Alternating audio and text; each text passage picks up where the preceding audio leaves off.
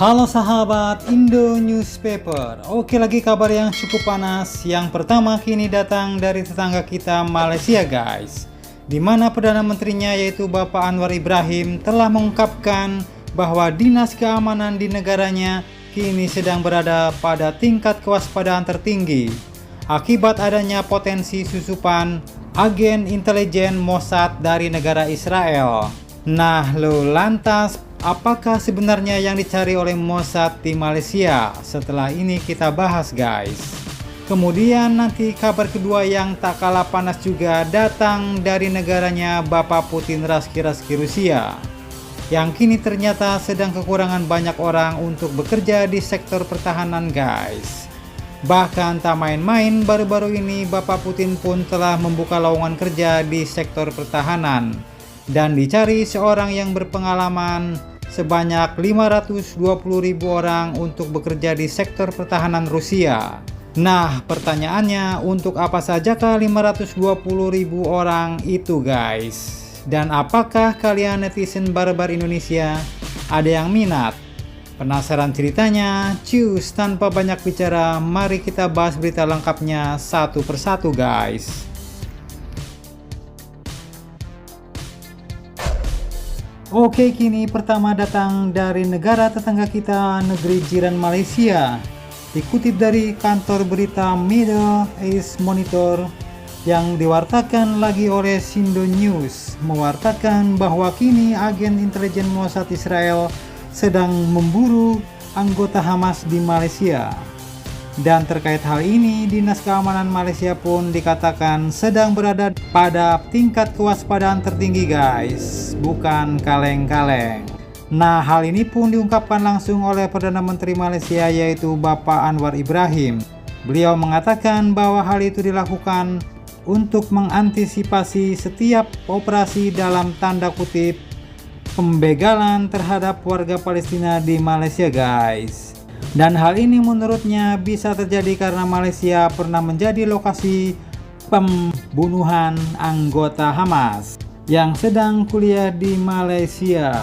Kemudian beliau juga menegaskan bahwa saya menekankan bahwa negara Malaysia tidak akan mentolerir segala upaya untuk membunuh warga Palestina di wilayahnya.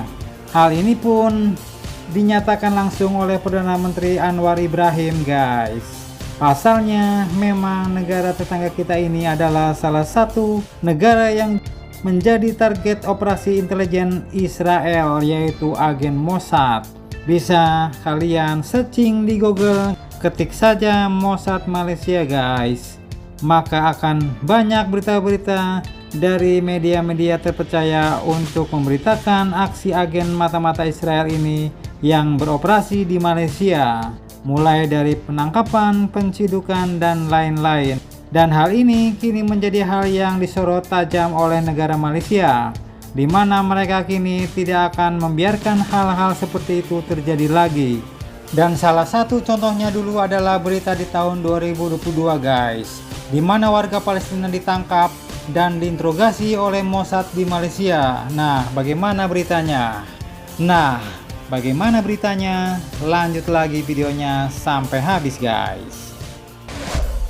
Oke, salah satu berita tentang aksi Mossad di Israel pun terjadi pada bulan Oktober tahun 2022 lalu guys, di mana badan intelijen Israel yaitu Mossad heboh pada waktu itu dikabarkan telah menciduk satu warga Palestina di Malaysia.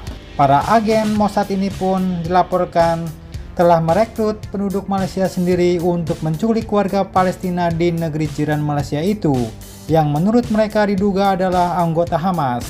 Dan pada saat itu, satu dari beberapa warga Palestina ini pun berhasil diciduk oleh agen Mossad, dan satu warga Palestina lainnya sempat berupaya membantu guys, tapi kemudian diusir pada saat itu. Ia pun sadar bahwa aksi ini kemungkinan didalangi oleh Mossad, dan akhirnya ia pun melaporkan ke kantor polisi Malaysia terdekat. Dan pada saat itu kepolisian Malaysia pun langsung bergerak cepat. Kepolisian Malaysia berhasil melacak keberadaan mobil para penciduk itu dan langsung menyerbu lokasi penculikan. Dan saat polisi tiba, ternyata warga Palestina itu pun sedang diinterogasi melalui telepon yang tersambung langsung ke negara Israel guys.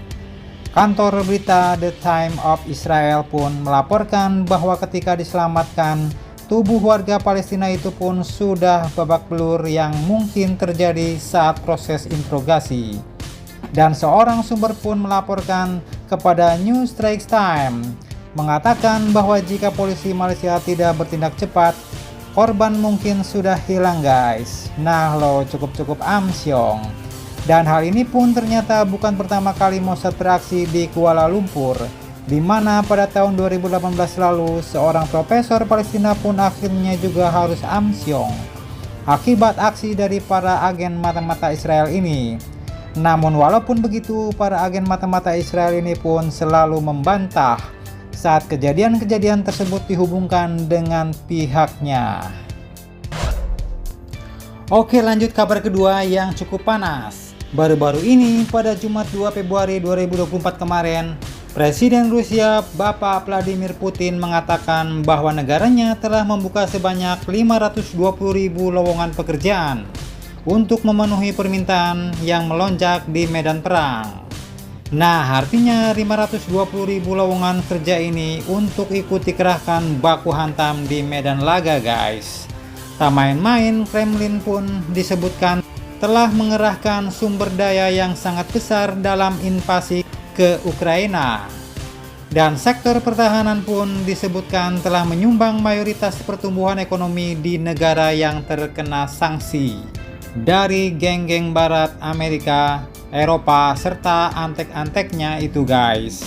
Nah, jadi dengan ini kini disimpulkan bahwa lowongan-lowongan kerja baru akibat perang ini pun akhirnya menjadi pekerjaan dan penyumbang pertumbuhan ekonomi orang-orang Rusia.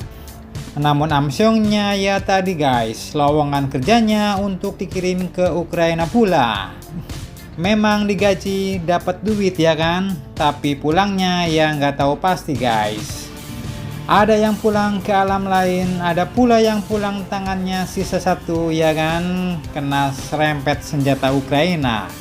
Nah, Bapak Putin pun mengatakan bahwa dalam waktu 1,5 tahun terakhir saja, sebanyak 520.000 lapangan kerja baru telah dibuka di bidang pertahanan. Dia mengatakan agar sukses di medan perang saat ini, kita perlu bereaksi dengan cepat dan tepat terhadap apa yang terjadi di sana. Jadi siapa yang melakukan semuanya lebih cepat, dialah pemenangnya, ujar Bapak Putin. Nah, bagaimana menurut kalian? Apakah ada yang minat lowongan kerja ini? Jangan lupa subscribe, like, share, komen. Tetaplah kalian semangat dan jangan santai terus.